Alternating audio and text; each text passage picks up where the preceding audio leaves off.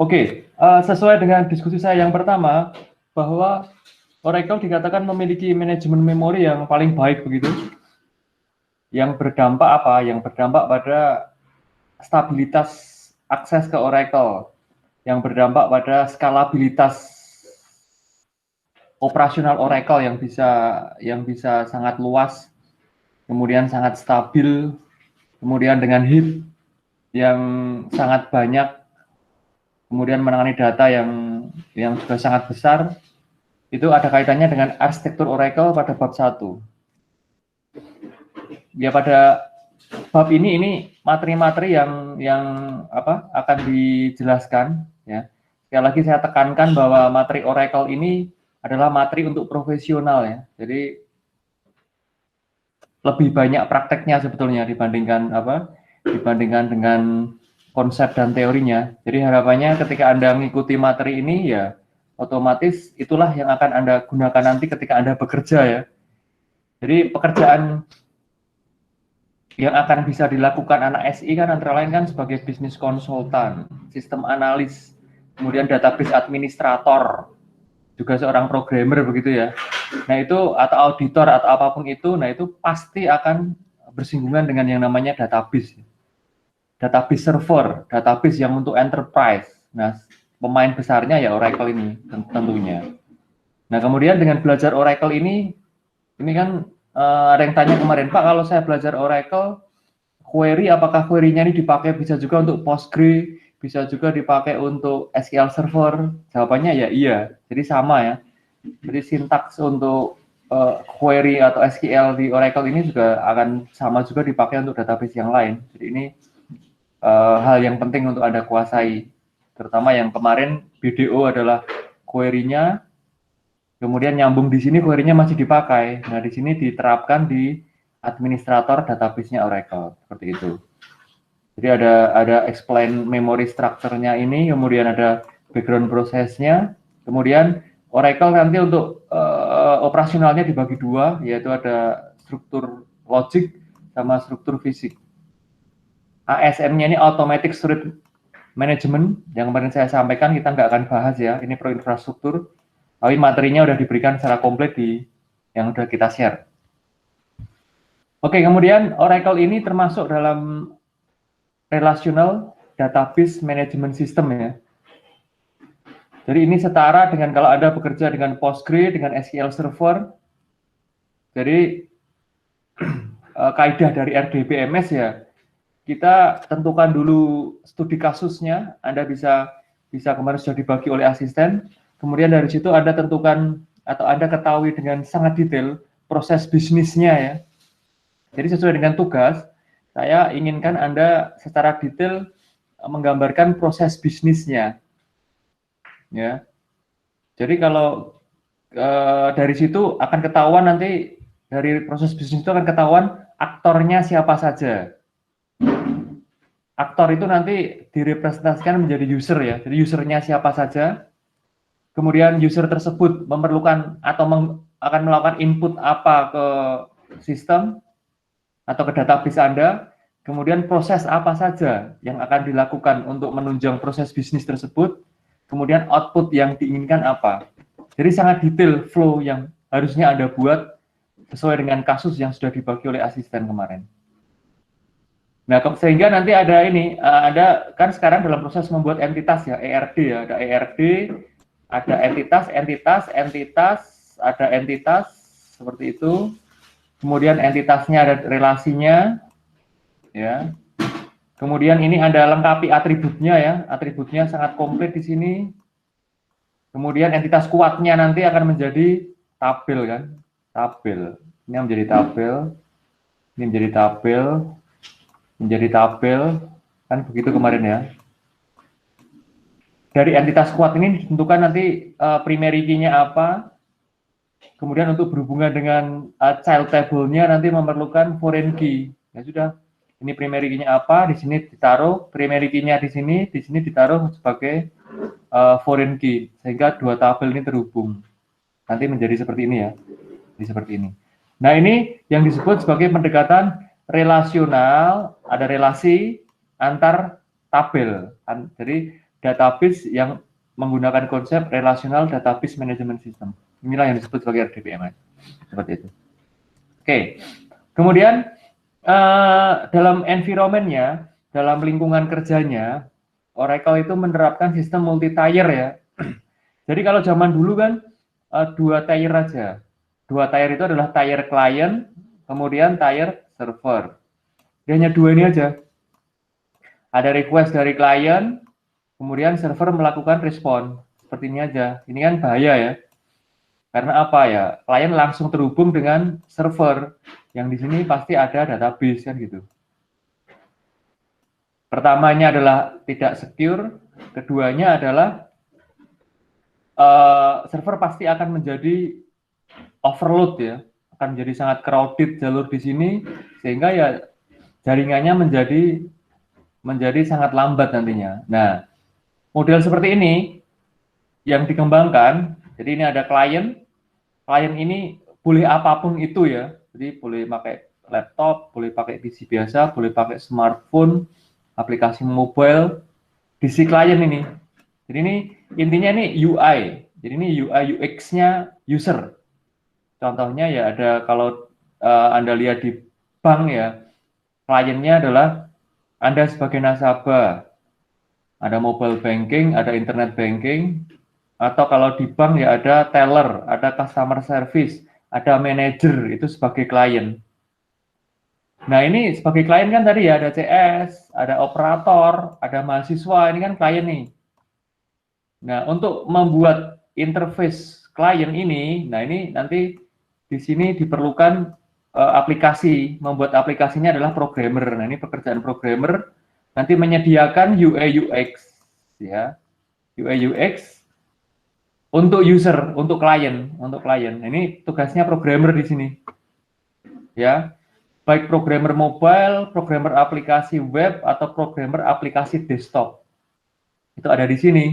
Bisa pakai PHP, bisa pakai Python, bisa pakai Java, bisa pakai Android Studio, bisa pakai ASP.NET, bahasa C#, apapun itu mainnya di sini programmer ya. Karena apa? Klien tadi ini kan nggak ngerti dia kalau akses ke database langsung kan, dia nggak menguasai query, sehingga interface-nya dipermudah oleh programmer dengan cara dibuatkan interface di sini. Ya hasilnya apa? Hasilnya ya bcaklik.com, hasilnya ya siasat.edu, uksw.edu, itu semua adalah output yang dibuat oleh programmer. Kemudian dari sini dia akan merequestnya nggak langsung ke server, tapi ditangani dulu oleh middle tier. Kalau aplikasi basis web, middle tier-nya di sini apa? Ya ini ada web server, ya kan? Ada web server. Supaya apa? Ya supaya aplikasi webnya itu bisa diakses menggunakan browser. Jadi yang melayani request web base di sini ya namanya web server, ya. Jadi ada semacam, jadi di tengah ini fungsi pertama itu seperti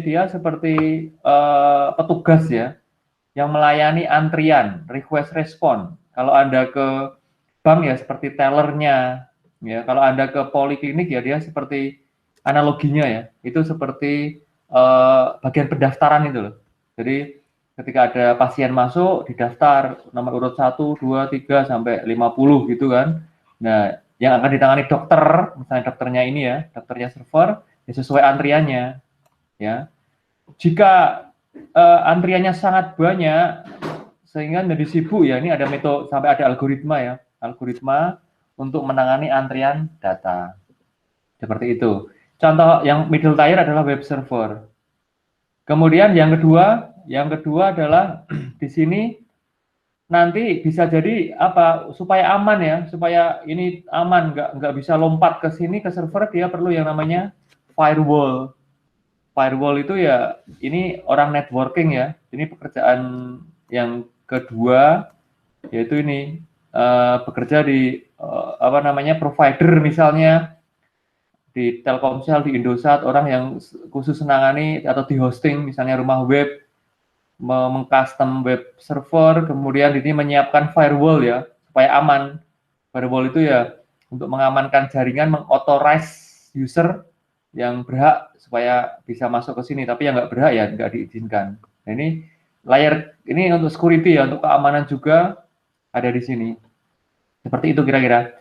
Jika terauthorize, misalnya, siasat.edu, ya, dia merespon ke sini, tampil di browsernya mahasiswa, siasat.edu.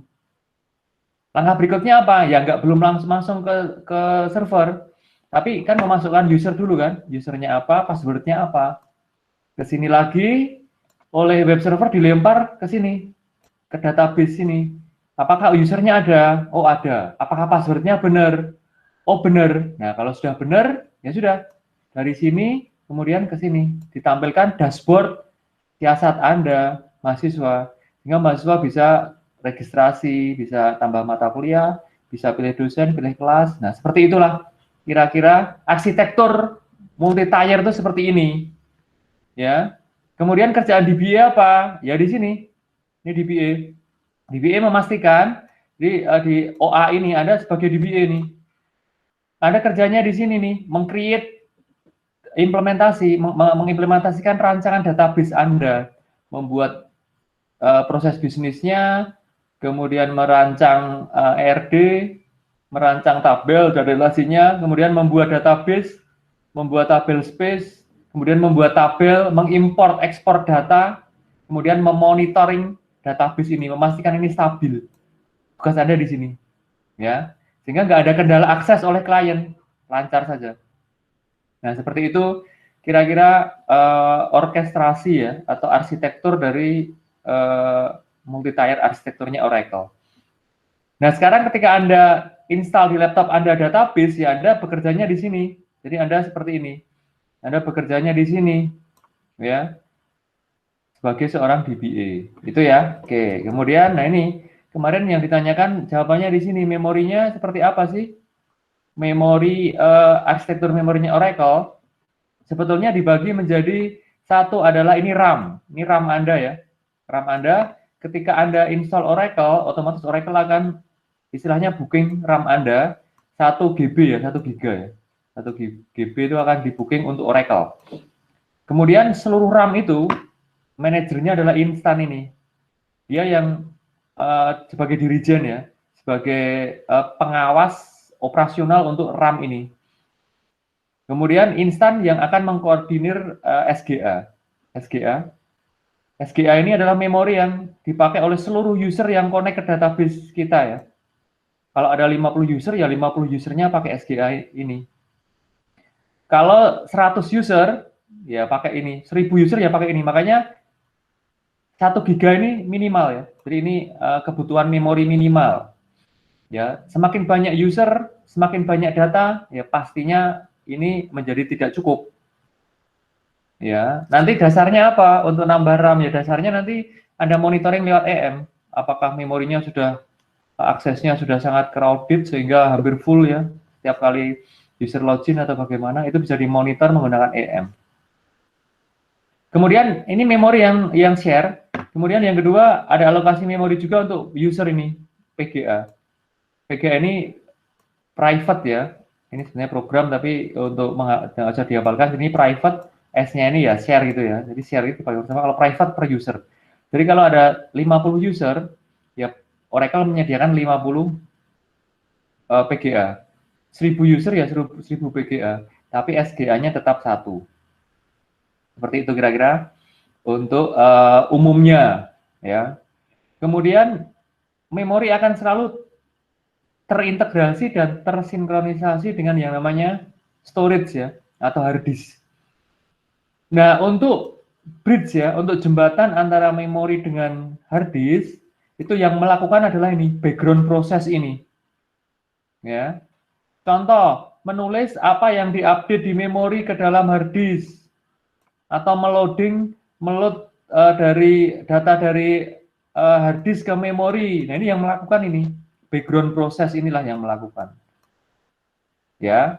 Jadi kenapa kita perlu tahu? Karena kita bisa setting atau config SGA.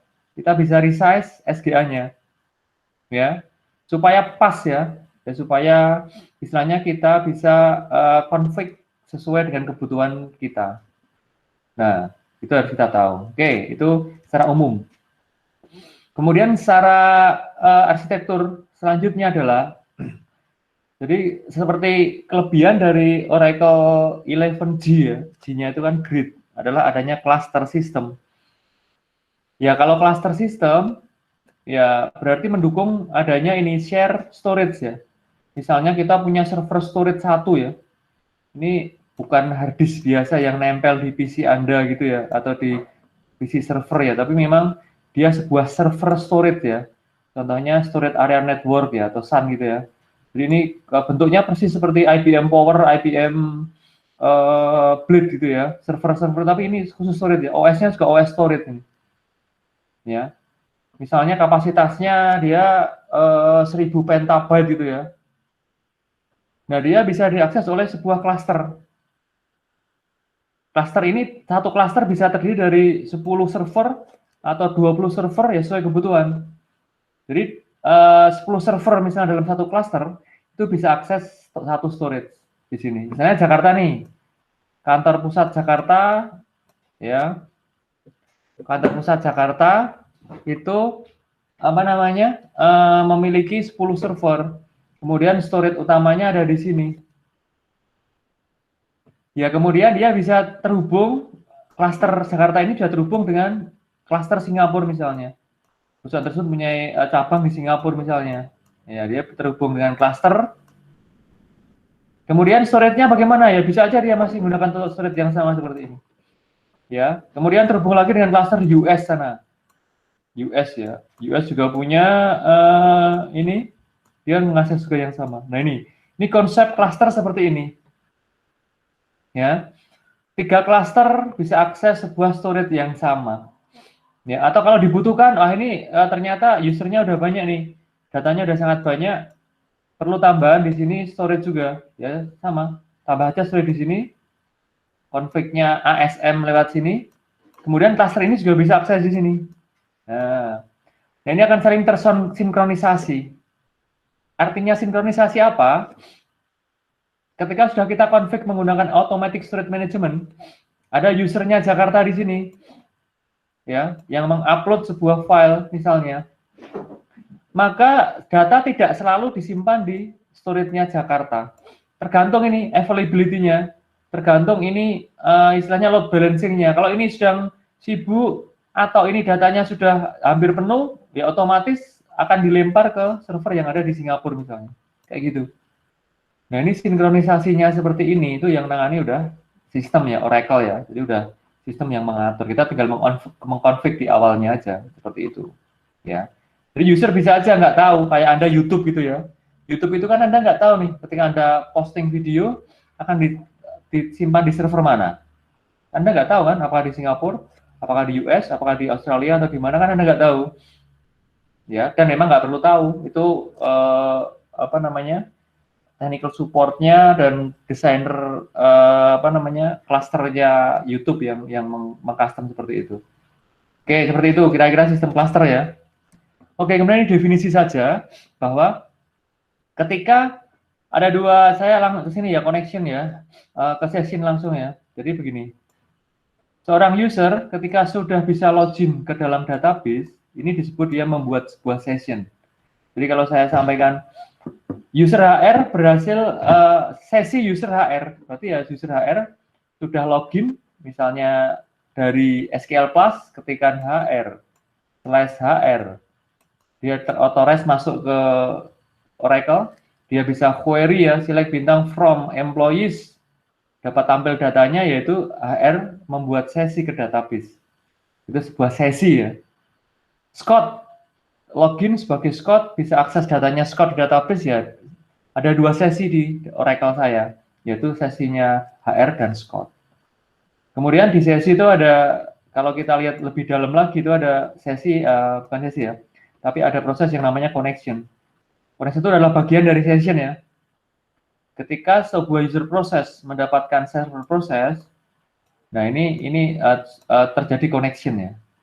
Itu istilah aja, tapi yang sering disebut adalah session ya, sebuah session. Oke. Nah, ini kalau kita mau lihat detail lagi nih, karena tadi kan kita, kenapa harus kita tahu detailnya? Ya, seperti saya selalu sering katakan bahwa untuk ya menjadi pembalap, katakan analogi ya, pembalap yang baik, kan kita harus ngerti istilahnya arsitektur dari mesin yang kita pakai untuk membalap begitu ya. Bagaimana rasio gear, bagaimana apa namanya, mungkin rasio dari pembakaran, ruang pembakaran di mesin Anda, komponennya apa, fungsinya apa, kan harus mengetahui. Sama, supaya Anda bisa ngoprek atau mengoptimalkan server Anda, ya Anda harus ngerti. Pertama, ini ketika ini SGA ya. Jadi SGA itu ketika di memori, ya sudah, kan dia booking ya. Ya, booking tempat begitu. Ini rumahnya, rumah besarnya adalah SGA. Kemudian SGA dibagi menjadi bagian-bagian. Ini kelebihannya di Oracle ya. Jadi kayak ada coupling-coupling yang spesifik sesuai dengan kebutuhan masing-masing coupling-couplingnya begitu. Ya. Jadi contohnya ada bagian namanya share pool, ada Java pool, ada stream pool. Ini masing-masing punya fungsi masing-masing. Jika tidak bisa dicampur aduk. Satu SGA bisa dipakai untuk share pool, untuk large pool, Java pool enggak, tapi sudah di coupling cukup. Dan ini yang bisa di resize ya. Yang bisa ada konflik nantinya ketika Anda membuat database. Kayak gitu. Oke, masing-masing fungsinya apa? Dijelaskan di slide selanjutnya. Yang pertama ada share pool. Untuk apa share pool? Share pool itu dipakai khusus untuk share area. Share SQL area ya. SQL area. Ya. Kenapa kok, saya sedikit ulas ya, kenapa kok menjadi penting manajemen memori? Ya karena Anda harus tahu bahwa memori itu jauh lebih cepat dibandingkan storage Anda. Baik itu Anda pakai hard disk, baik itu Anda pakai apa namanya SSD ya, itu tetap lebih penting memori. Jadi kalau ketika prosesor ya CPU melakukan akses, kan ketika yang diakses apa data, dia perlu akses data nih. Data itu akan lebih cepat ketika dia akses dari memori dibandingkan dari hard disk. Nah, sehingga ada yang mungkin tanya, kok saya mau gaming nih, tapi kok memorinya harus besar. Kenapa? Ya karena data gaming itu kan pakai data rendering, pakai data grafik ya, yang berat ya untuk aksesnya ya. Nah, kalau akses memorinya kurang, kan akan terjadi akses yang signifikan dari hard disk ya. Hard disk memori CPU, hard disk memori CPU. Nah, ini proses ini yang membuat bottleneck ya. Bottleneck itu yang menyebabkan lag ya. Ketika ada akses lag. Itu yang pertama. Jadi memorinya harus besar untuk membantu proses. Yang kedua, kalau kita bicara komputer gaming ya, itu kan ada VGA card ya. VGA card. VGA card kalau yang internal itu VGA card-nya nempel ke board. Contohnya Intel kan, kita biasanya kan VGA card-nya menggunakan Intel yang on board. Kan dia belum punya GPU ya, sehingga prosesnya masih terbatas. Nah, sehingga kita butuh misalnya NVIDIA GeForce misalnya. GeForce kan GPU ya, dia ditancap di soket di board, kemudian dia sudah punya GPU. Artinya semua proses grafik tidak dilakukan lagi oleh CPU, tapi sudah dilakukan oleh VGA card menggunakan GPU. Nah, semakin besar GPU-nya, semakin besar VGA card Anda, kan berarti kan semakin banyak proses grafis yang bisa ditangani oleh GPU, jadi makin cepat. Itu logika berpikirnya kenapa kok kalau laptop gaming, misalnya ROG atau Alienware atau MSI apapun itu kan pasti dia menggunakan dedicated VGA dengan GPU, dengan memori yang besar, ya karena untuk membantu proses sehingga nggak ada lag gitu ya. Kalau untuk database, ya isunya adalah isu apa namanya memori. Ya, memorinya harus besar karena apa? Data yang dipakai semakin besar kan. Pertama, memorinya harus besar. Kedua, memorinya harus kita manajemen, DBA manajemen dengan baik supaya efektif. Nah, tadi ketika usernya banyak, otomatis user kan akan melakukan query ya. Ya nggak selalu query, kenapa? Karena ya ketika tanpa terasa ya, kalau Anda misalnya akses siasat.uksw.edu, ketika Anda tambah mata kuliah, ketika Anda klik tambah mata kuliah, sebetulnya bahasa pemrograman atau kalau UKSW kan pakai .NET ya, .NET akan mengkonversi klik Anda itu menjadi sebuah query. Klik tambah mata kuliah berarti query-nya apa? Ya insert into kan. Nah, insert into itu kan query kan. Nah, itu kan dihitung sebagai sebuah query. Itu akan disimpan di dalam share pool. Nah, Jadi share pool, mahasiswa ABC dia ya insert mata kuliah, update mata kuliah, dan mata kuliah itu kan udah banyak banget ya. Itu semuanya disimpan dalam share pool. Sehingga apa? Ketika ada query yang sejenis, ya udah kita nggak harus ambil dari mana-mana, tapi sudah ambil dari memori aja. Datanya pun sudah dikumpulkan di sini sehingga menjadi cepat. Nah, jadi kalau ada banyak user, ya otomatis share pool-nya harus lebih besar lagi supaya query-nya bisa lebih cepat. Itu logikanya seperti itu. Kemudian nanti bisa direview lagi query yang banyak apa. Kayak gitu ya. Select atau update atau insert atau apa. Nah, itu ada hubungannya dengan resizing dari sebuah share pool ya. Itu yang pertama. Yang kedua adalah data dictionary case. Data dictionary ini itu adalah apa? Ya kamusnya Oracle. Jadi semua informasi tentang objek yang Anda punyai itu dapat diakses di data dictionary. Contohnya apa? Contohnya adalah misalnya ada user, ya. Misalnya ada sys kan, Anda harus tahu berapa banyak user yang ada di database Anda yang bisa akses. Ini bisa di-query dari data dictionary case ini. Oh, ternyata database saya ada, atau saya create misalnya 100 user. Oke, status sekarang usernya apa? Aktif nggak? Kapan terakhir dia login? Kapan terakhir? Jadi intinya semua user informasinya dapat diakses dari data dictionary. Dan ini dinamis ya. Setiap kali user baru ya dia mengupdate di data dictionary case. Ini sudah Oracle yang mengatur nih. Intinya yang harus Anda ketahui adalah apa? Kalau Anda punya objek di Oracle, entah itu tabel, entah itu user, entah itu trigger, entah itu nanti apa namanya view, sequence.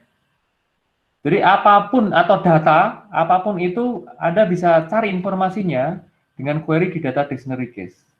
Intinya itu aja sih. Ya. Dan itu disimpannya di share pool. Ya. Oke. Kemudian berikutnya ya kontrol struktur ini. Jadi ini file-file config ya. Itu juga disimpan di share pool. Tapi kalau kontrol struktur nggak terlalu memakan banyak memori ya.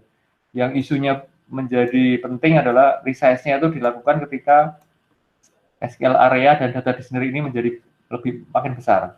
Itu share pool ya, maksudnya untuk itu. Kemudian database buffer case.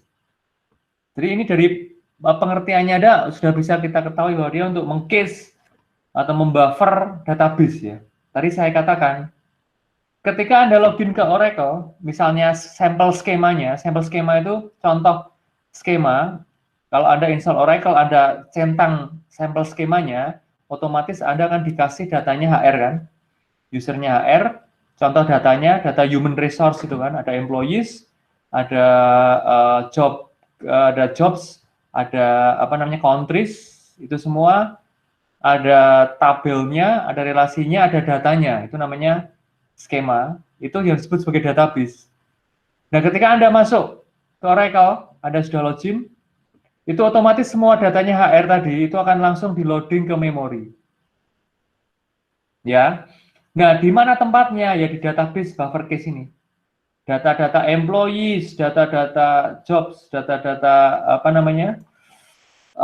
Countries, semua data itu langsung dilempar oleh Oracle di copy ya ini. Hold copies of data block. Jadi dia menghold dari hard disk, dari data file ya, dari data file atau tabel. Ini ekstensinya DBF ya. Oracle menghold, mengcopy, kemudian melempar ke database buffer case. Sehingga Anda harus tahu bahwa oh semakin banyak datanya ya ukuran database buffer case-nya juga harus makin besar.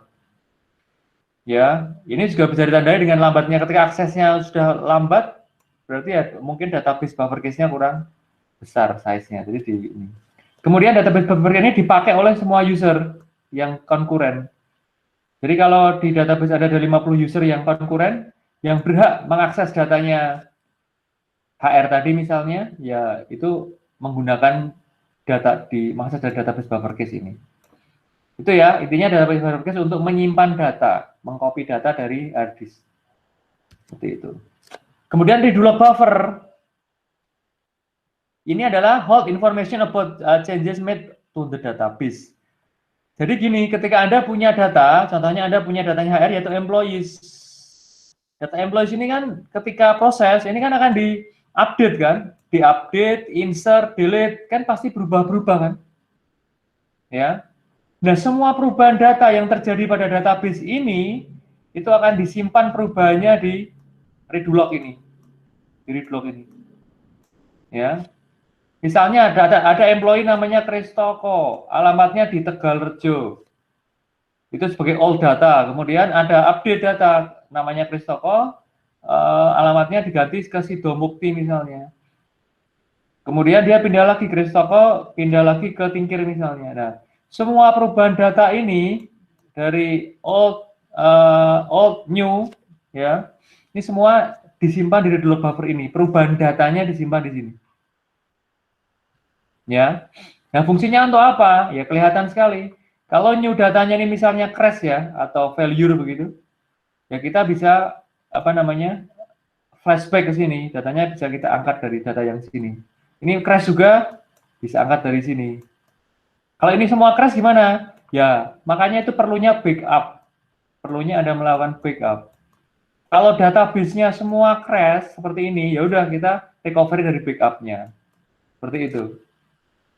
Tapi ya ini kan jarang banget ya sampai semuanya failure ya. Jadi itu fungsinya read log buffer. Jadi ini sangat penting untuk proses flashback, untuk proses undo data gitu ya. Ini penting. Nah, perubahan data ini diakibatkan oleh apa sih? Ya proses DML kan. Data manipulation language dan data definition language. Dua ini kan mengakibatkan adanya data yang berubah. Data yang ini berubah-ubah seperti itu. Itu ya, itu read log buffer. Oke, kemudian tempat yang ketiga dari SGA adalah large pool. Ini hubungan langsung dengan akses ke server ya. Jadi kalau user Anda sangat banyak yang akses, hit Anda sangat banyak, otomatis large pool-nya harus besar ukurannya nih. Karena dia yang menghandle atau menangani sebuah memori yang menangani I/O server proses. I/O itu ya input output ya, input dari klien, output dari server. Jadi I/O. Jadi ini kayak apa ya? Kayak semacam ya untuk ngurusi trafficnya lah, lalu lintas datanya ada di sini nih. Dari dan ke servernya keluar dari sini. Itu large pool. Otomatis semakin banyak user yang akses, semakin crowded kan di sini. Jadi large pool-nya harus dibuat lega begitu supaya aksesnya masuknya nggak lambat gitu ya. Itu yang pertama untuk I/O. Kemudian yang kedua itu untuk backup dan restore. Jadi ketika Anda melakukan backup data itu juga penampungan data sementaranya pakai large pool ini. Kemudian restore juga dibantu prosesnya menggunakan large pool.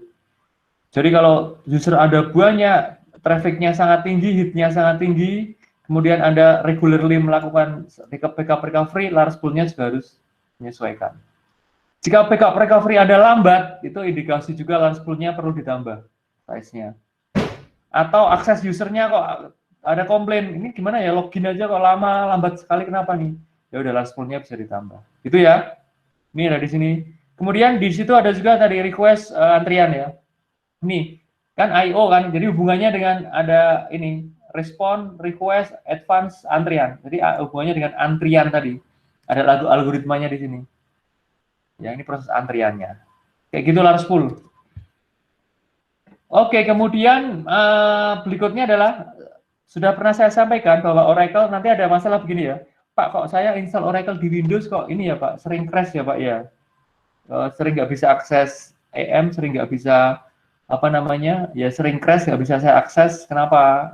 Itu bisa karena settingnya juga, ada belum aktifkan mungkin EMCTL atau apa, kemudian setting Oracle-nya. Tapi kalau itu memang mentok tidak bisa dilakukan semua config, semua setting, ya ada kemungkinan karena Oracle-nya crash dengan OS-nya, dengan Windows-nya. Ya karena apa? Ya karena Oracle itu paling stabil ya, dia jalan di Linux ya, under Linux ya. Makanya kalau ada yang akses, kalau ada yang seperti tidak stabil seperti itu, ya bisa aja di laboran ada VM ya. VM-nya itu isinya adalah OS-nya Linux for Oracle, di situ udah ada Oracle-nya. Jadi lebih ringan begitulah dan lebih stabil ya. Jadi pakai VM. Oke, itu ya. Kemudian yang berikutnya, kalau bahasa pemrograman apa yang paling cocok dengan Oracle ya? Yang paling matching adalah Java. Ya karena satu apa ya, perusahaan ya, satu company ya, antara Java dengan Oracle. Java sudah dibeli oleh Oracle. Nah, sehingga sampai di SGA pun Oracle menyediakan Java Pool ya, menyediakan Java Pool begitu. Ini khusus untuk aplikasi Java, disediakan tempat khusus di sini. Ya, disediakan tempat khusus di sini untuk Java Pool. Jadi akses Java langsung kayak dia punya tempat VIP di sini. Ya, Java Virtual Machine kan ada di sini. Seperti itu. Tapi gini, jadi ini kan ada knowledge ya, yang perlu Anda ketahui juga bahwa paling basic ya, jangan sampai Anda nggak bisa membedakan antara software bahasa pemrograman, OS, ya, kemudian database begitu kan. Jadi kalau di sisi bahasa pemrograman kan ada tadi PHP, Python, Java, .NET, kemudian mungkin Android Studio, itu kan di level bahasa pemrograman. Di database-nya kan ada Oracle, ada PostgreSQL, kemudian ada MongoDB, ada IBM DB2, kemudian ada SQL Server. Nah, itu kan sebuah software dengan fungsi yang berbeda ya. Nah, kemudian jangan sampai salah juga bahwa memang Java itu paling tepat dengan Oracle. Oracle paling tepat pakai Java. Tapi kalau saya pakai PHP, mau pakai Oracle bisa nggak? Ya bisa. Ya.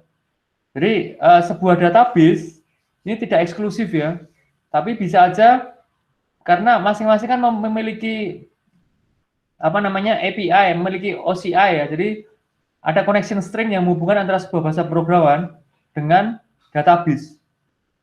Jadi kalau saya pakai Postgre, kemudian pakai PHP, Postgre bisa nggak? Ya bisa. Java pakai Postgre bisa nggak? Ya bisa. Tinggal kita connection string-nya aja yang dicari. Ya. Seperti itu ya. Jadi Anda harus ketahui secara basic. Jadi kalau Oracle, Anda punya PHP, mau pakai Oracle ya bisa aja, nggak apa-apa. Ya. Tapi yang paling matching itu memang Java. Stabil, kemudian optimal, secure gitu ya. Kayak gitu. Kemudian yang berikutnya stream pool. Stream pool itu apa? Ini untuk memori yang eksklusif untuk oleh Oracle digunakan untuk ya tadi membantu antrian juga ya. Jadi ketika ada request dari klien itu message antriannya juga disimpan juga di stream pool. Kemudian untuk stream proses nih, semua proses yang membutuhkan sebuah jalur data atau tempat yang besar, kayak akses untuk multimedia, kemudian akses untuk jadi data-data dengan tipe khusus ya, tipe-tipe yang besar, itu memerlukan memori stream pool yang juga besar ya. Kemudian untuk akses data spasial ya, data koordinat peta, itu semuanya ditangani oleh stream pool ini. Seperti itu. Nah, oke lah. Jadi itulah manfaat masing-masing. Jadi Anda sekarang sudah mulai punya gambaran dan bisa mulai mengkonfig kan, mulai meresize jika diperlukan untuk masing-masing tempat di SGA ini. Gitu ya. Oke, kemudian kalau kita lihat secara PGA, tadi kan SGA-nya share. Kalau PGA ya isinya sebetulnya kurang lebih ya ada, kalau share pool tadi kan untuk SGA yang share ya, untuk query yang dipakai oleh semua user. Tapi secara spesifik, sebetulnya PGA juga menyimpan sementara query ya, jadi query-query yang spesifik per user, misalnya PGA-nya HR, ya sebetulnya PGA-nya HR itu juga menyimpan query juga. Sebelum dilempar ke share pool, dia juga ada area untuk menyimpan query juga. Kemudian user session data, session tadi disimpan juga ya. Sessionnya disimpan juga di PGA. Ketika Anda membuat session tadi kan, disimpan di sini juga. Seperti itulah kira-kira PGA fungsinya per user seperti itu. Nah, kemudian ini saya hanya cuplik aja ya, tapi Anda bisa baca lagi bahwa tadi untuk mensinkronis antara memori dengan storage ya, ini contohnya ASM ya, tapi ini bisa Anda bayangkan juga storage biasa ya, hard disk begitu. Untuk ini diperlukan ini tadi yang saya katakan background proses ini, ya. Contohnya gini, misalnya Anda melakukan update data, jadi Anda punya data employees, Anda lakukan update berkali-kali di sini, update. Ketika update, sebetulnya data yang diupdate itu baru data yang ada di memori ya. Jadi data yang ada di hard disk itu masih data yang old, data yang lama. Karena tadi di awal saya sudah sampaikan kan, data di hard disk kan ketika masuk Oracle kan semuanya di load ke memori, ya kan? Kemudian ketika data tersebut dilakukan update, berkali-kali update kan, sebetulnya data yang diupdate itu hanya data di memori aja. 1000 kali, 100 juta kali pun update ya di memori aja, hard disknya tetap data yang old, data lama. Nah, tapi kemudian ketika Anda melakukan yang namanya commit, Anda commit, ketika commit berarti yang ada di memori, ini akan ditulis ke hard disk. Nah, siapa yang tugasnya menulis? Ya ini, background proses ini. Dialah yang bertugas untuk menulis dari memori, semua update tadi ditulis ke hard disk. Perintahnya adalah di BWN, database writer di sini. Contohnya seperti itu. Jadi ini semua ada fungsi masing-masing, tapi fungsi utamanya adalah mensinkronize isi di memori dengan isi dalam hard disk. Intinya itu aja. Ya, supaya datanya istilahnya apa namanya? Datanya terintegrasi lah ya. Terintegrasi seperti itu. Itu fungsi background proses seperti itu. Oke. Lanjut lagi ke database storage arsitektur. Jadi kalau Anda lihat di Oracle Home ya, ada C, Oracle Home itu ada produk, di situ ada cari foldernya. Nah, nanti ada admin, ada apa namanya? Ada folder di situ yang menyimpan ini file-filenya Oracle ini. Ini file-file penting ya. Yang pertama ini control file dan parameter file ini. Ini dot ini ya. Nah, jadi kalau ada cari di ini ada .ini. Ini file control file dan parameter file ini. Isinya apa ya? Konfigurasi. Contohnya konfigurasi mengenai listener, mengenai database, mengenai pokoknya semua hal mengenai config-nya Oracle itu disimpan dalam sebuah file ini. Ya. Jadi ini juga harus ada backup ya. Jadi kalau ada backup, biasanya adalah yang di backup itu datanya dan control file-nya ini. Karena kalau ini ya dicoba aja di simulasi ini kamu hapus gitu aja. Hapus langsung aja ketika masuk Oracle ya langsung crash ya, nggak akan bisa. Dicoba aja. Ya. Atau ini ada backup perlu di copy ke folder yang lain. Kemudian Anda hapus di foldernya Oracle Home dihapus, Anda coba masuk Oracle, pasti nggak akan bisa. Jadi ini intinya ini file yang penting untuk config. Itu yang pertama, ada dot ini, kemudian yang kedua ada DBF ya, ada data file. Ini file datanya ada di sini, data file ada di sini. Kemudian tadi kan ada redo log ya, redo log file. Jadi semua perubahan data akan disimpan dalam redo log tadi kan. Ini filenya ada di sini. Ya. Redo 1, redo 2, redo 3 ini sampai di folder home Oracle Home di backup sampai 3 kali ya. Ada redo 1, redo 2, redo 3. Karena ini penting. Jadi untuk recovery data, untuk flashback itu kan ambilnya dari sini kan. Online redo log ini kan. Ya, saking pentingnya dia juga di backup juga ke sini namanya archive log. Ini backup dari online redo log. Jadi ini file isinya redo log file ya. File-file yang berisi perubahan data yang terjadi di sini. Ya, disimpan di sini. Kemudian ketika Anda sudah pernah melakukan backup, ya, akan ada file backup di sini. Jadi ini file ke 1, 2, 3, 4. Itu file backup. Jadi ketika ada apa-apa dengan data ini, Anda bisa recovery dari backup ini, memulihkan data file. Kayak gitu. Ada lagi yang berikutnya file password file. Ini untuk menyimpan semua password user Anda disimpan di sini. Sys, sistem, HR, Scott, semua user disimpan di sini. Dan terenkripsi ya. Jadi ini tidak akan bisa dengan mudah dilihat, karena ada enkripsinya. Kemudian file yang berikutnya adalah alert. Alert itu contohnya begini, misalnya ada data file yang mau full nih, ada yang mau full, ada alert kan. Nanti ini bisa dilihat di EM ya. EM itu kita bisa munculkan alertnya. Misalnya kok ada minggu ini kok terasa lambat, kenapa ya? Dicoba dilihat alert lognya. Lognya ada alertnya, kita lihat aja di situ. Oh ternyata usernya sangat banyak yang akses pada minggu ini. Oh ternyata apa namanya? Ternyata data filenya penuh misalnya, hampir penuh seperti itu. Nah itu semuanya bisa dilihat di alert log file ini.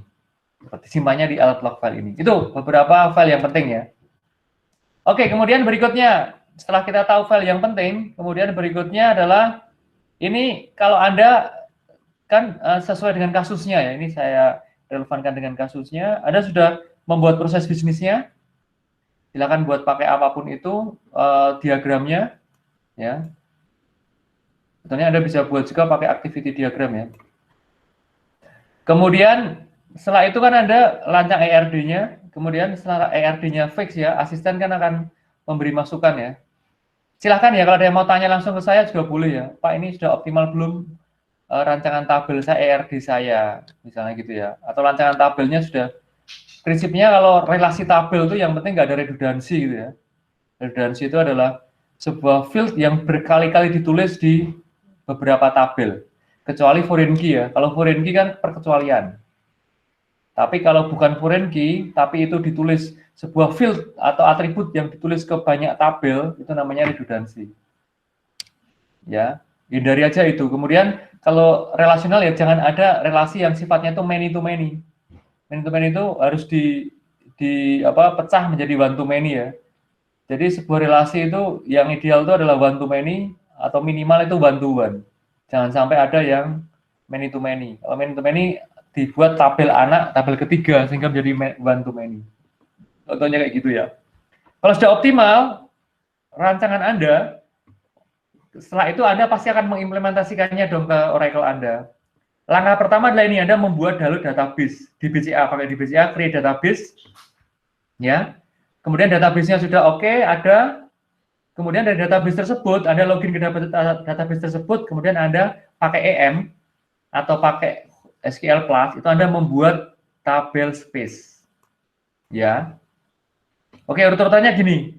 Ketika Anda punya di laptop Anda itu database namanya Oracle, Anda punya Oracle kan? Oracle sudah terinstall. Satu Oracle itu bisa lebih dari satu database ya. Nah, bisa aja. Database yang pertama misalnya kan HR sudah punya kan, nah itu kan database-nya SID-nya namanya ORCL tuh, ORCL, ya kan? Itu database yang menampung, menyimpan data-datanya HR, data-datanya Scott. Itu database yang pertamanya ORCL nih. Kemudian kalau ini ada ketika Anda menginstall skemanya ya.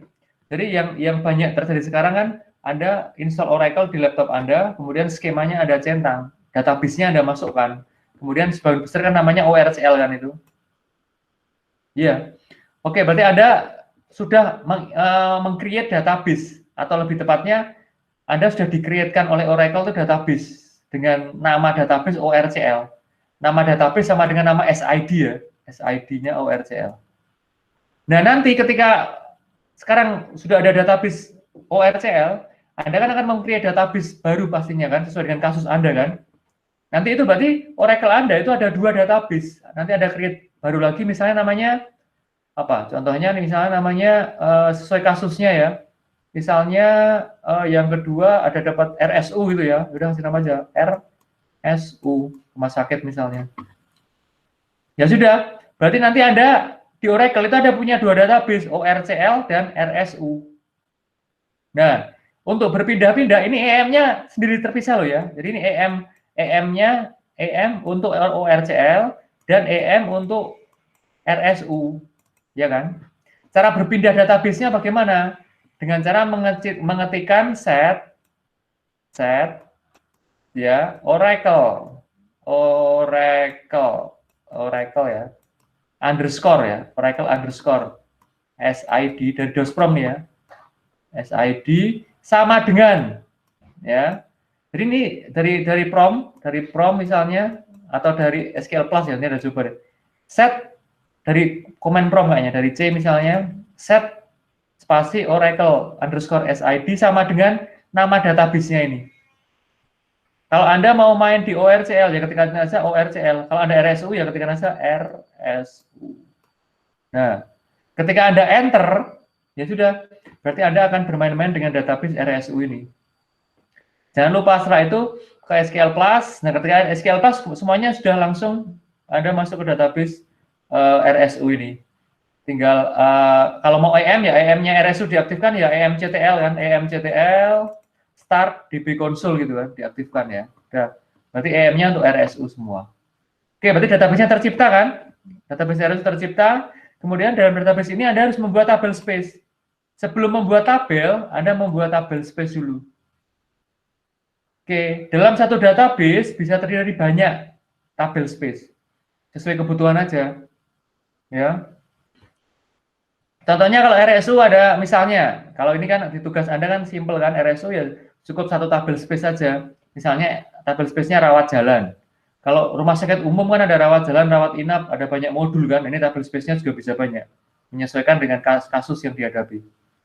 Oke, ada tabel space misalnya rawat jalan begitu, tabel space-nya.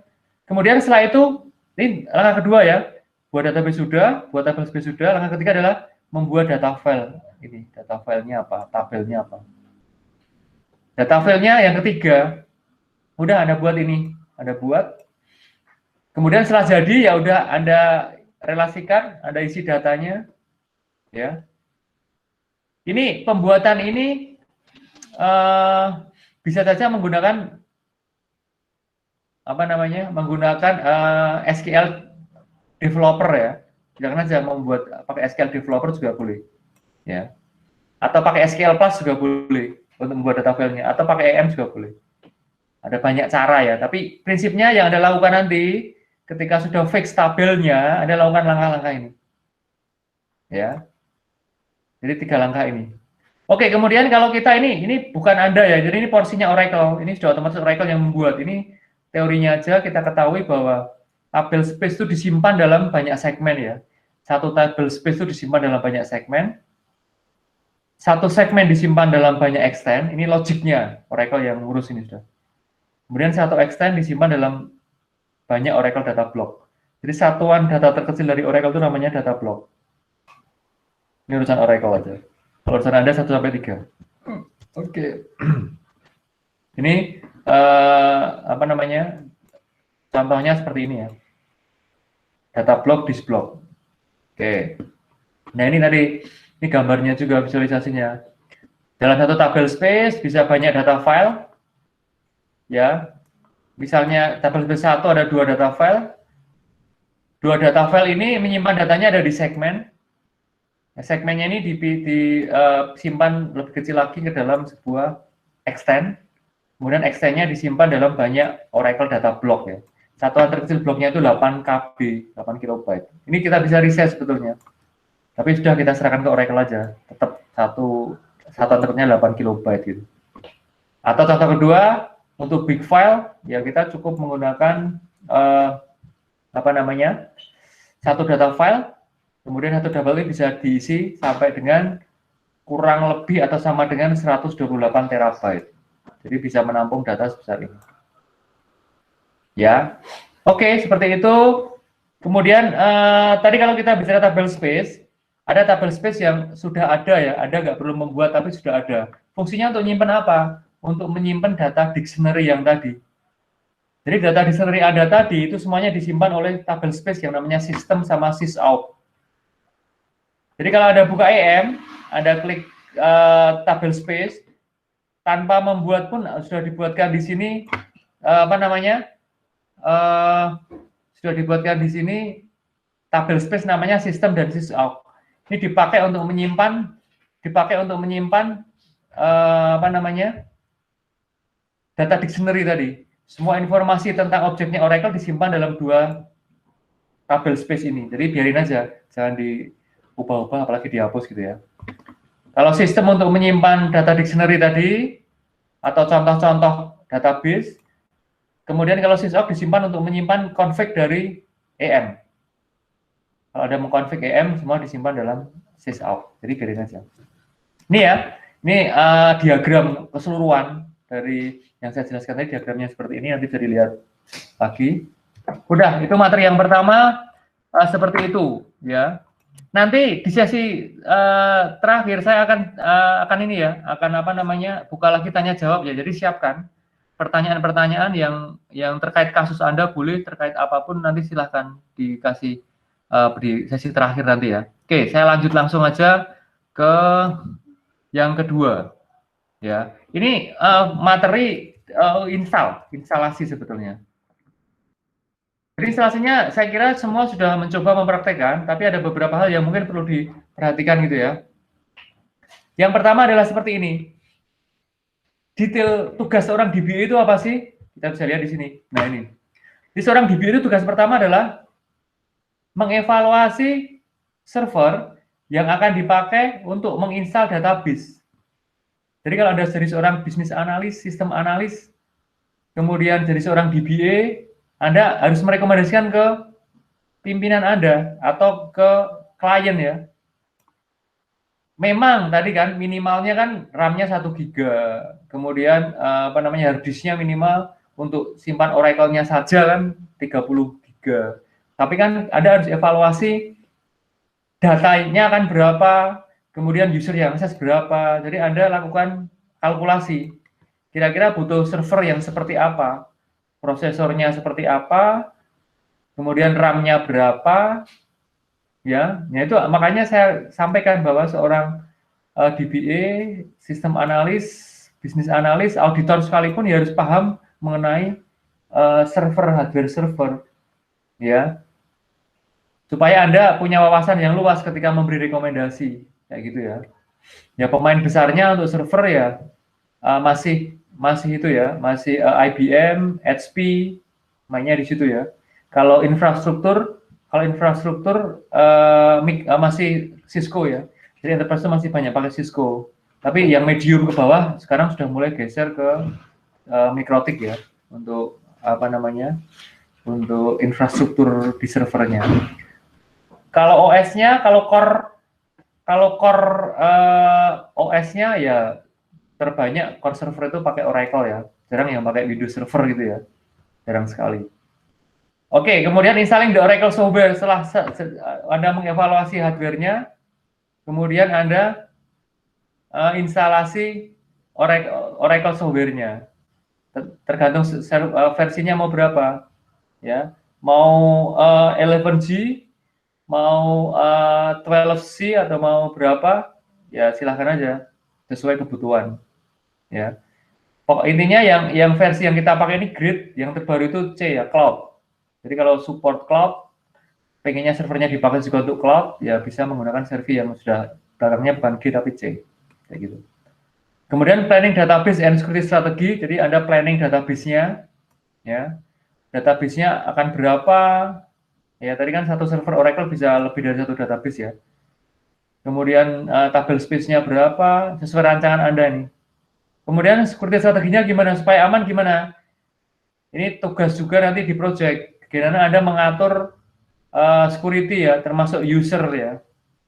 Termasuk role dan privilege lah. Itu strateginya seperti apa. Kemudian berikutnya create, migrate, and opening the database. Anda tinggal membuat tadi, buat database-nya, buat data filenya, relasikan, kemudian kalau perlu migrate ya. Misalnya klien sudah punya data-data dari database yang lain, bagaimana mengimport ke Oracle, ya. Atau datanya masih Excel atau CSV, bagaimana mengimport ke Oracle. Kemudian ya opening database seperti apa. Kemudian backupnya mau di skenario ya.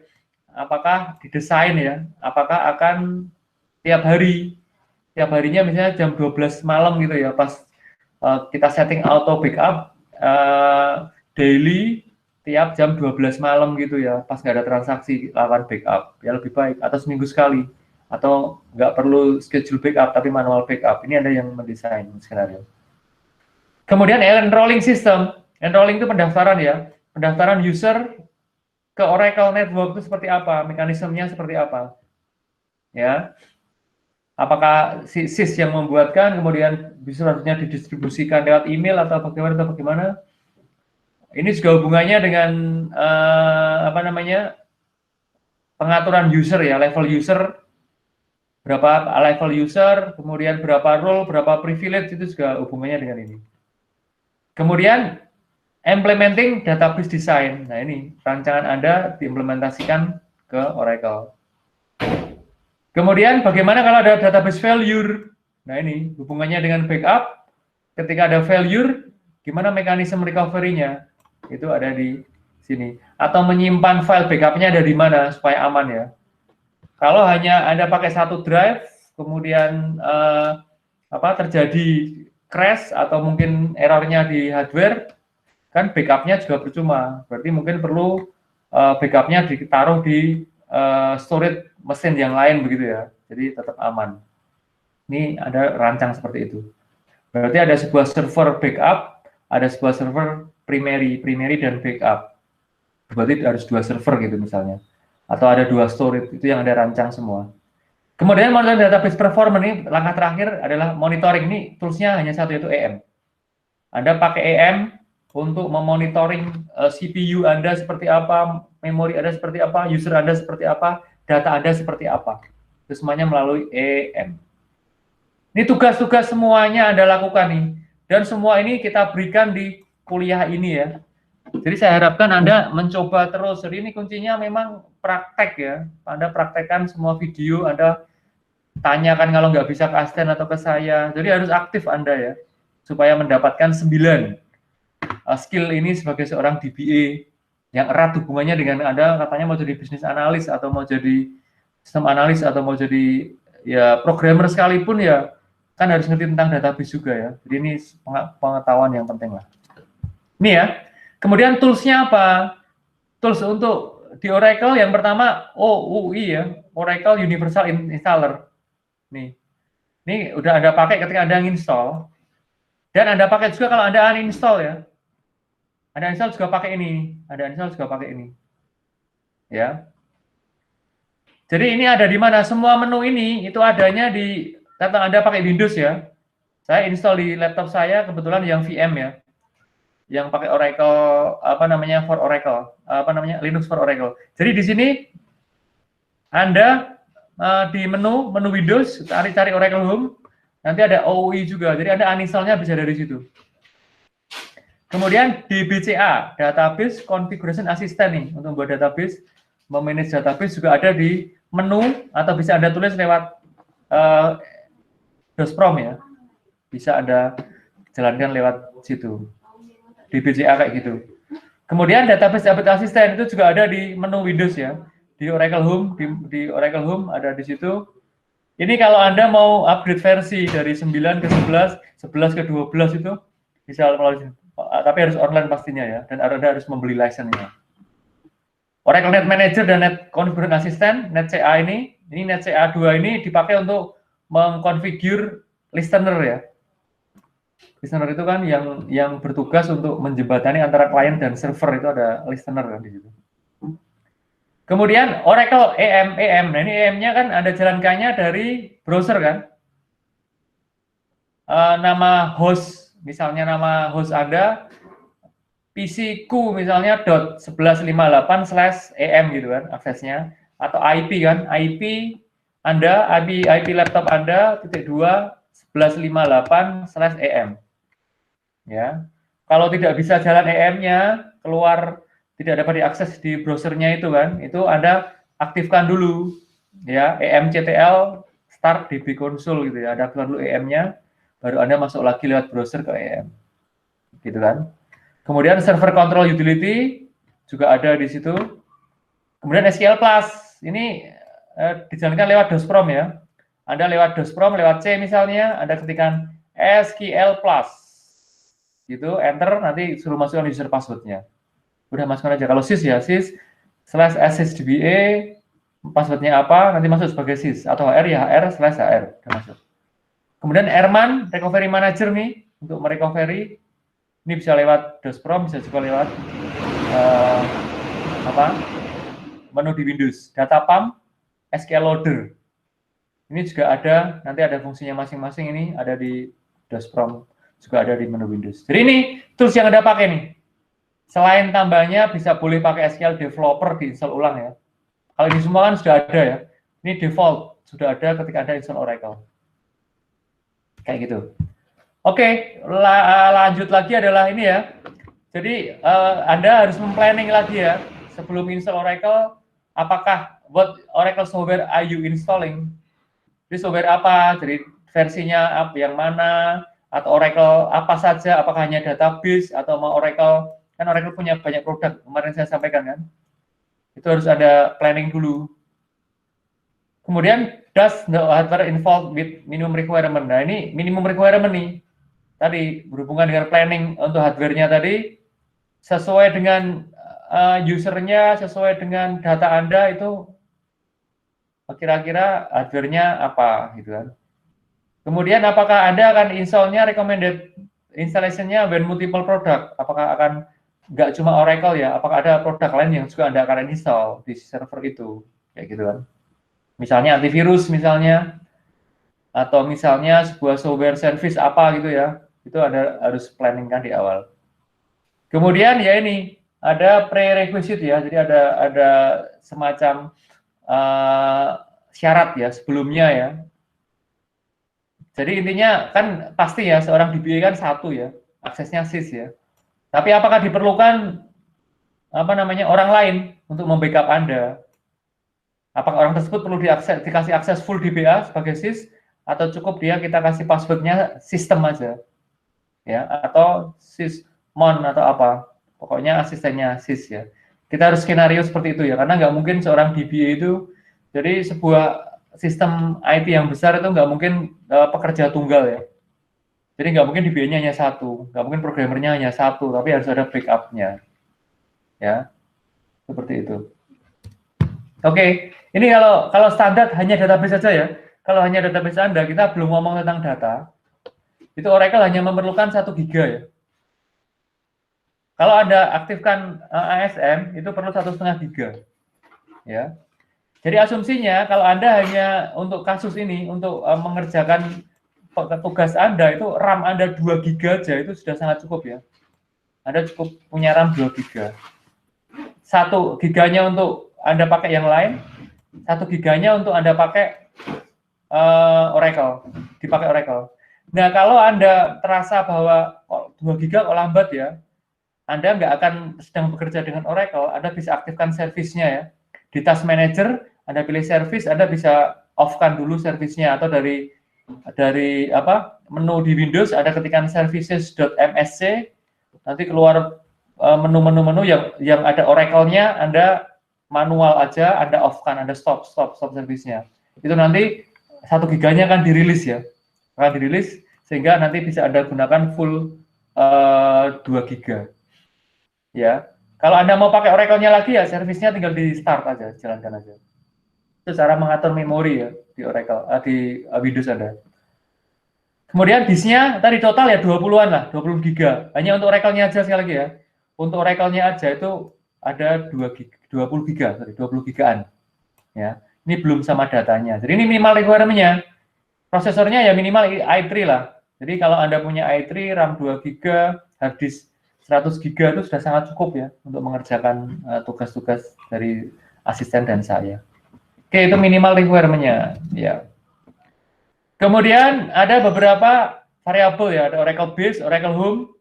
Oracle Base ini Anda cari ya, ini tempat Oracle diinstal itu namanya Oracle Home. Nah, Oracle SID tadi ini adalah database-nya nih. Tadi yang saya sampaikan nih, Oracle SID nih. Ya. Jadi ini instan atau database-nya. Jadi ini untuk variabel untuk berpindah-pindah database gitu ya.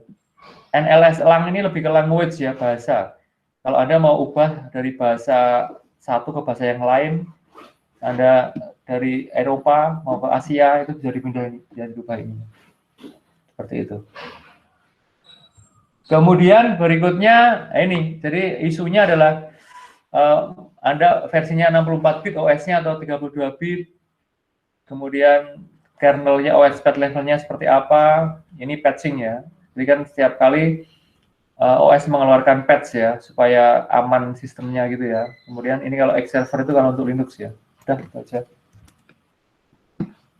Oke, kemudian Anda bisa install yang grid infrastruktur atau yang Oracle Database Software. Ini yang kita lakukan ya, yang kedua ini kan. Ya. Kemudian ini ada, ini ketika install ASM, ini ada password untuk ASM-nya, tapi kita nggak install, nggak aktifkan ASM-nya. Kemudian ini yang perlu diketahui ketika install Oracle ya, ada 3 versi ya, Enterprise, Standard, sama Edition 1. standar sama edition bahan itu kurang lebih sama nih ya. Sama. Enterprise ini yang paling lengkap ya.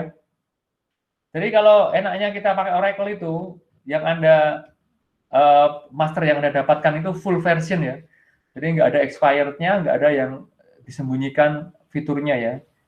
Jadi itu free, kecuali untuk production ya. Kalau hanya untuk pembelajaran itu free ya. Jadi Anda bisa install ini sesuai kebutuhan. Kalau Anda install yang real gitu, jika Anda, ini lihat skalabilitas perusahaannya ya. Jika hanya perusahaan yang menengah ke bawah ya cukup pakai standar sama edition 1. Ya, low cost solution.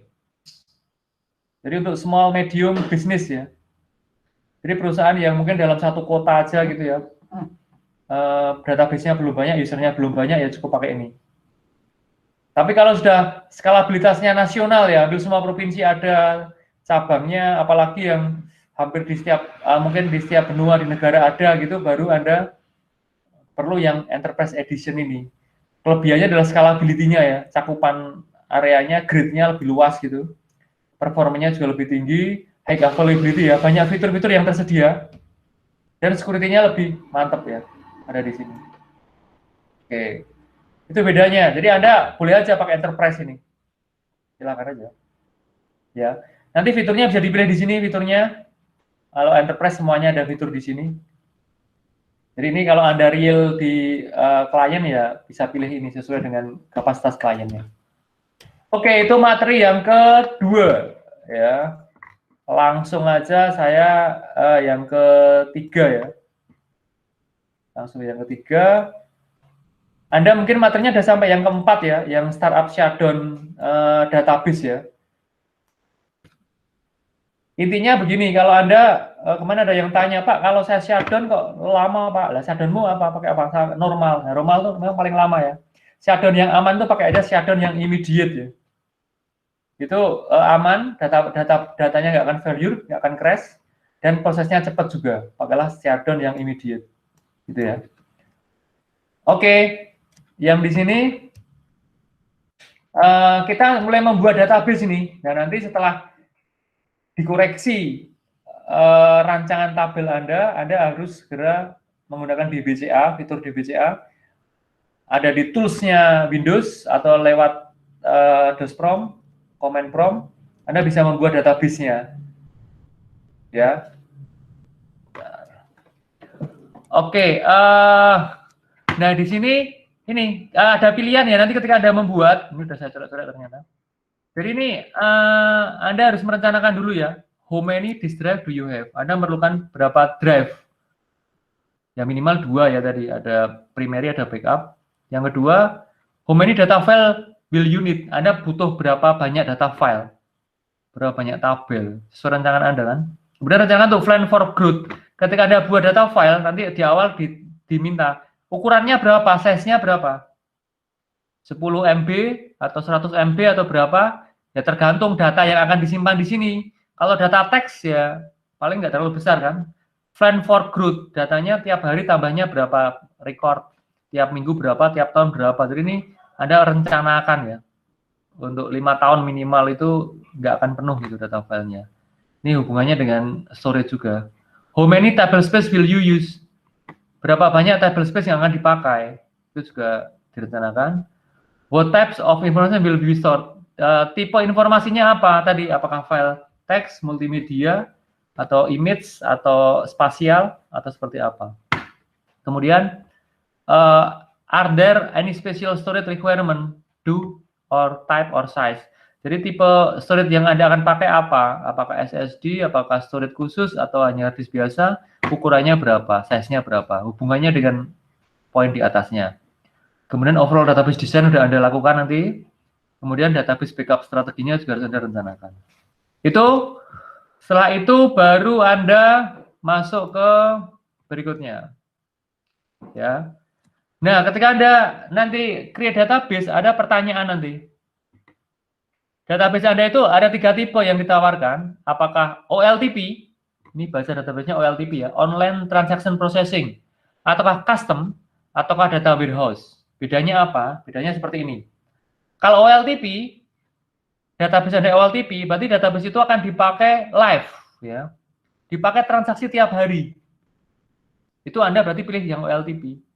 Contohnya apa? Ya kalau rumah sakit pendaftaran, penjualan, billing, sistem, ya itu OLTP pasti. Banking di depan ya, yang di depan data yang pokoknya data-data yang digunakan untuk transaksi harian itu berarti tipenya OLTP. Anda pilih OLTP. Ya, saya lompat ke yang ketiga ya, data warehouse. Tapi kalau datanya ini hanya akan diakses nantinya setahun sekali atau 6 bulan sekali ya, Anda create data warehouse ya. Biasanya ini untuk data-data yang dipakai untuk analisis data ya. Analisis kinerja pegawai, analisis customer misalnya, analisis promosi atau untuk tax ya, untuk penghitungan pajak ya. Pokoknya untuk mining, untuk warehousing itu semuanya data warehouse. Jadi ini data-data yang hanya dipakai pada periode waktu tertentu, tidak tiap hari. Itu aja. Itu pilih yang data warehouse. Atau Anda mau campuran dua-duanya. Kadang dipakai tiap hari, kadang juga dipakai untuk warehouse. Makanya pilih yang custom ini. Sesuaikan dengan data Anda ya. Seperti itu. Ya. Silahkan. Oke, kemudian nah ini. Kemudian ketika Anda install, ini Pak pastikan centang Enterprise Manager kan, bisa dikonfigur ya. Kemudian yang berikutnya ini nomor 6 ini. Ini kan ya nanti biasakan ya. Kalau Anda install itu ya ini kan ada level user yang otomatis dikasih oleh Oracle kan. SIS itu tertinggi, asistennya namanya sistem, ada sysman, ada DBS, NMP. Ini makin ke bawah, makin sedikit privilege-nya ya. Nah ini usahakan tadi, sesuai dengan planning tadi ini orang yang berbeda nanti kan. SIS itu si A, sistem si B, jadi ini password-nya juga harus beda-beda. Jangan sampai si D bisa akses SIS gitu kan. Tapi kalau untuk kepentingan lab, ya udah nggak apa-apa lah, samakan semua passwordnya ya. Jadi sistem ya Oracle, passwordnya DBSNP ya Oracle, nggak apa-apa. Tapi untuk nanti ketika production di perusahaan, bedakan ini ya. SIS ya bener-bener DBA-nya pakai SIS gitu. Oke, itu yang perlu diperhatikan waktu buat database. Kemudian flash recovery area ini untuk apa namanya? Untuk backup operation ya. Ini bisa aja apa spesifik ya. Kita tunjuk kita mau taruh flash recovery itu di area mana, negara mana. Ini kalau kita berhubungan dengan sebuah cluster grid yang besar ya. Kemudian flash recovery area size-nya ukurannya berapa untuk menyimpan data sementara menggunakan EM ya. Kemudian tadi yang saya bilang nomor 9 ini sampel skema. Jadi ini kalau ada centang, installnya nanti lebih lama kan? Karena dia membuat database untuk Anda. Database contohnya kan ini kan? Contohnya kan skema in view database human resource, punyanya HR itu. Jadi ini boleh dicentang, boleh enggak nih. Kalau dicentang, itu konsekuensinya akan lebih lama instalasinya. Kemudian Anda akan diberikan database contoh, sampel, yaitu database HR itu. Ya, tapi kalau nggak ada centang, berarti belum punya database. Anda nggak bisa main-main pakai datanya HR. Ya, itu aja bedanya. Kalau production ya nggak usah aja. Ini kan hanya untuk kepentingan lab aja kan, untuk kepentingan perkuliahan kan. Jadi Anda cukup main di satu database, ini nggak usah diinstal. Nanti next sampai selesai Anda buat database sendiri. Seperti itu contohnya. Ya, jadi ini bedanya centang sama enggak ya itu. Ya. Kemudian ya ini yang tadi hubungannya dengan ini ada sizing, ada karakter set, connection mode ya. Jadi di sini tadi SGA-nya berapa, PGA-nya berapa. Ini bisa sizing-nya bisa detail lagi di sini nanti. Sizing ini tiap-tiap apa share pool itu bisa lagi lebih di sini. Tapi ini SGA-nya. Jika ini terasa kurang, ya udah tambahkan aja di sini SGA-nya. Ini default-nya 504 MB, PGA nya 150. Kalau PGA cenderungnya cukup ya, tapi SGA ini yang kadang-kadang perlu ditambahkan 2 atau 3 kali lipatnya gitu lah ya. Ini yang bisa di custom ya. Tadi ukuran PGA-nya bisa di custom. Seperti itu. Ya. Kemudian parameternya, detailnya juga bisa lihat di sini. Seperti itu. Oke, jadi ini setting yang bisa Anda lakukan ya supaya nggak default ya. ketika Anda sudah berhadapan dengan user yang banyak dan data yang banyak, ya resize aja ukuran ini, kayak gitu. Nah ini tadi, kemudian ketika, ini contohnya ada 2 nih, database-nya nih. Berarti ini skemanya sudah diinstal tadi, skemanya dicentang, sampel skemanya, sehingga ada database ORCL nih. Kemudian dia buat juga database namanya HIS ini, HIST, HIS. Ada 2 database yang terinstall di Oracle saya. Ini bisa di manage, bisa di delete ya. Kalau delete database-nya ya bisa dari di BCA gitu ya. Bisa. Bisa di manage, bisa diinstal. Udah kalau sudah yes, nanti akan terinstall. Finish kalau sudah selesai. Udah. Itu materinya ya, materi yang setelah ini kan yang itu ya, startup shutdown database itu nanti itu berfungsi untuk membackup recovery ya. Kalau membackup recovery database-nya nggak boleh live, harus ada shutdown, harus ada startup ya. Tapi startupnya belum database open ya. Itu baru bisa di backup. Seperti itu. Archive log mode-nya juga harus diaktifkan ya. Jadi itu nanti startup shutdown berguna ketika Anda melakukan backup and recovery. Oke, seperti itu yang bisa saya jelaskan ke Anda. Sekarang saya buka lagi sesi